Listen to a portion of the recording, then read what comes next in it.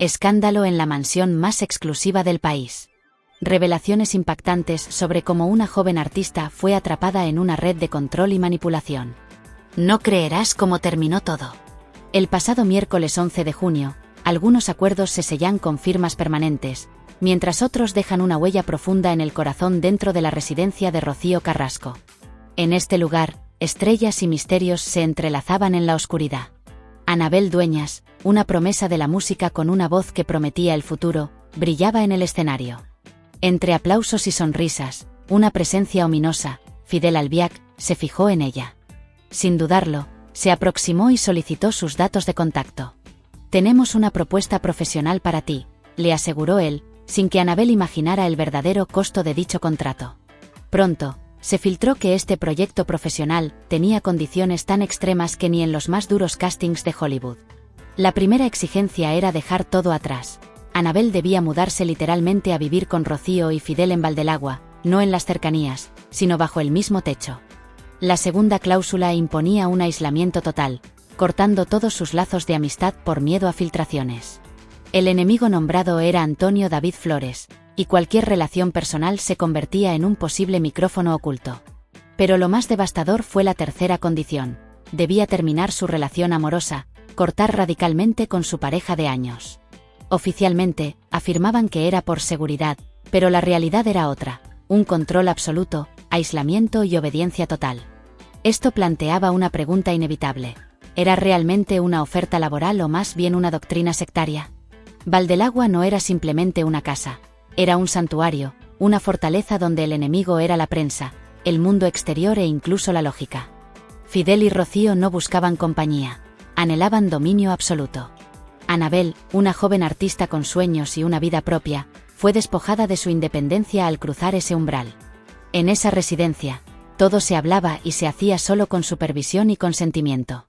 Cada conversación estaba filtrada por el miedo a posibles filtraciones, cámaras ocultas o llamadas grabadas. El temor más grande era hacia Antonio David.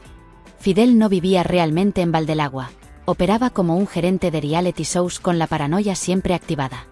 Rocío, siempre en sombras, respaldaba ese guión impersonal. No era una forma de proteger, sino una estrategia para aislarla emocionalmente. Anabel, atrapada en este escenario ficticio, dejó de ser ella misma para convertirse en parte de una narrativa controlada. No era un hogar, sino un plató cerrado al mundo exterior donde solo existían dos voces y un eco submisos. La excusa oficial fue un proyecto musical, presentando una obra con nombre, luces y guión, desconocida fuera de Valdelagua. «Quédate a ensayar con nosotros», le decían constantemente. Sin embargo, los ensayos eran solo una pequeña parte del día.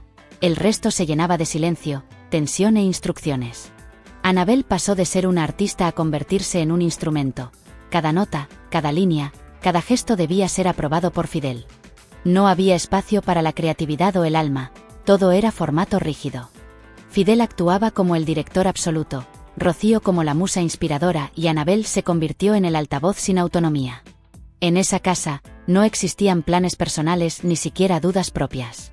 Cada vez que Anabel intentaba cuestionar, la respuesta era siempre la misma: es por tu bien, es por el proyecto. Se presentaban como amigos, diciendo que Anabel era la voz de Rocío, su hermana del alma y su reflejo en el escenario. Sin embargo, en Valdelagua no había espejos, solo reflejos dirigidos y controlados. Lo que al inicio parecía una colaboración artística se transformó en una obediencia total. Anabel no solo cantaba por Rocío, interpretaba exactamente lo que ella ordenaba, siguiendo cada instrucción al pie de la letra.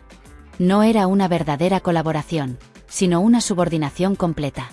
Con el paso de los meses, quedó claro que Anabel estaba cambiando, su forma de vestir, de hablar, incluso los códigos del grupo. Repetía frases de Fidel, y su discurso se unificaba en uno solo. Lo personal, lo profesional y lo íntimo se fusionaron en un guión único que no escribía ella misma. La amistad se volvió algo casi imposible de definir, ya que estaba basada en un vínculo donde uno mandaba y el otro obedecía. Con el tiempo surgió otra interrogante crucial: ¿por qué Anabel Dueñas nunca reveló nada? ¿Por qué nunca habló de lo que sucedía tras las paredes de Valdelagua? ¿Por qué todo se mantuvo en silencio? La respuesta no residía en la lealtad, sino en la existencia del contrato. No solo había un acuerdo para actuar, sino también para callar. En Valdelagua, el silencio tenía un precio y hablar conllevaba penalizaciones. Fidel y Rocío eran plenamente conscientes de sus acciones, sabían que la exposición generaba interrogantes y que las respuestas podían ser incómodas. Por ello, blindaron a Anabel con cláusulas y compromisos, alimentados por el miedo. Algunas fuentes mencionan acuerdos verbales, mientras que otras hablan de documentos firmados donde la confidencialidad era más importante que la propia música. Incluso se estipulaba que ella debía mantenerse callada si alguna vez la entrevistaban. Anabel no estaba sola en su compromiso, estaba atada a una narrativa, a una estructura y a un silencio impuesto y remunerado. Aunque no desapareció por completo, se apagó del radar. Inicialmente sonaba a promesa, pero luego apenas un susurro, ya que cada vez que intentaba elevar su voz, alguien bajaba el volumen. Ella, con un nombre propio, pasó a ser simplemente la amiga de Rocío, la portavoz sin autonomía, la cantante dependiente y la actriz sin libreto. En medio de ese silencio impuesto, su arte comenzó a desvanecerse, su energía se drenó. No hay talento que prospere en cautiverio, ni canción que fluya con cadenas, ni voz libre en una jaula dorada. Lo más triste no fue verla ceder, sino que nadie acudió en su rescate. Cuando el secuestro es emocional, ni los gritos son escuchados. Sin embargo, incluso las estructuras más rígidas empiezan a mostrar grietas, y Valdelagua no fue la excepción. Con el tiempo, Anabel empezó a mostrar señales sutiles pero claras, un silencio donde antes había discurso, gestos incómodos en entrevistas, ausencias prolongadas en redes sociales, y sobre todo, un rumor creciente que indicaba su deseo de irse. La presión aumentaba, las directrices se volvieron opresivas, Anabel ya no era una vocera, sino una pieza más dentro del guión impuesto. Cada paso fuera del libreto generaba tensión en la casa. Rocío se mostraba dolida y Fidel enfadado, acusándola de deslealtad y desagradecimiento. Pero, ¿a qué había renunciado Anabel exactamente? ¿Y a qué precio? Anabel no estalló ni rompió en público, pero el desgaste era visible. Como en todo vínculo forzado, el final llegó no con un portazo, sino con un desgastante susurro de ya no más. Decidió dejar Valdelagua, pero la influencia de este lugar no se desvaneció tan fácilmente. Aunque aparentemente retomó el control, persisten gestos, pausas y sombras que revelan cicatrices invisibles. Su relación con Rocío y Fidel la marcó profundamente en lo profesional, emocional y vital. Anabel nunca ha contado toda su historia, quizás nunca lo haga, pero su voz, sus miradas, sus decisiones y ausencias lo dicen todo. Lo que se vivió bajo contrato, lo que se aceptó bajo presión, lo que se calló por miedo, no se olvida fácilmente. Y aunque ya no existan cláusulas ni pactos, el eco de aquel control aún resuena. El costo de aquel contrato no fue un simple papel firmado, sino una parte de su vida entregada, algo que ni el éxito profesional ni los aplausos lograron devolverle. En los platós, Anabel sonreía en las entrevistas, apoyaba a Rocío en el escenario y brillaba, pero siempre bajo una luz prestada. Detrás de los decorados de luces y música, la grieta ya era profunda. La sonrisa era un gesto aprendido y el brillo una coreografía. Poco a poco, la fatiga emocional comenzó a hacerse notar. Silencios más largos, respuestas más medidas y miradas ausentes indicaban que Anabel se estaba apagando. Vivir con miedo a decepcionar, hablar de más o moverse sin permiso no es vivir realmente, y su relación con Rocío y Fidel se desmoronaba por desgaste, como muros que se agrietan con el tiempo y los secretos. Al final, lo que parecía una unión sólida era en realidad coacción. Lo que aparentaba ser sororidad se reveló como sumisión, y esos decorados, por brillantes que fueran, no pudieron ocultar que todo lo silenciado explotó eventualmente. La relación entre Rocío, Fidel y Anabel no terminó con un estallido ni una denuncia, sino con un silencio cruel lleno de distancia y ecos ensordecedores. Anabel comenzó a desaparecer del círculo, con menos fotos, menciones y ensayos, y más evasivas. Cuando la prensa preguntaba, respondía con vaguedades, y sus seguidores solo podían notar que sus ojos hablaban. Este tipo de ruptura no necesita titulares porque el vacío lo loca todo.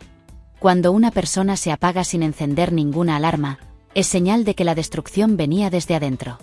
Ese silencio hoy grita. Hubo un día en que Anabel Dueñas simplemente dijo basta. No hubo gritos, lágrimas ni directos, simplemente se fue. Ese día, según cuentan, apenas hubo un portazo, una maleta mal empacada, un taxi discreto y una nota de agradecimiento por todo, pero con la necesidad imperiosa de ser ella misma. Fidel intentó contactarla, Rocío no lo hizo, y ahí estaba la diferencia. Mientras uno anhelaba control, la otra simplemente no supo qué decir cuando perdió a su altavoz, su reflejo y su eco. Anabel abandonó Valdelagua, pero Valdelagua no la dejó ir fácilmente. Cancelaciones, mensajes cruzados, amigos mutuos bloqueándola y esfuerzos por borrar su historia como si nunca hubiera existido. Sin embargo, ya era tarde, pues una vez que respiras aire limpio, ya no vuelves a vivir bajo techos sin ventanas. Algunos contratos se rompen, cadenas se desgastan y silencios eventualmente estallan.